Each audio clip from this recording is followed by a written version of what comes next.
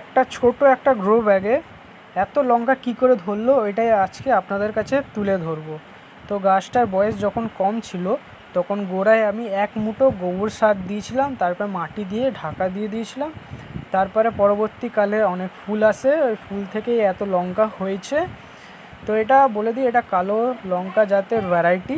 এটা এখন পেকে গেছে, এটা আমরা এখন পেরে নেবো, নাহলে নষ্ট হয়ে যাবে, তাহলে পুরো বেকার হয়ে যাবে।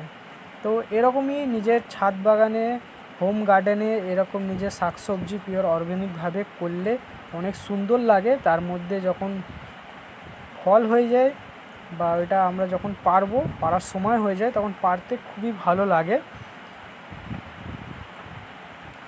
আর এখানে অধিক পেকে যাওয়ার ফলে একটা লঙ্কা শুকিয়ে গেছে, ওই লঙ্কাটা আমরা পারবো না। তো এই সময় অনেক বৃষ্টি সময়, তো লঙ্কা এমনি পচে যাচ্ছে, নষ্ট হয়ে যাচ্ছে।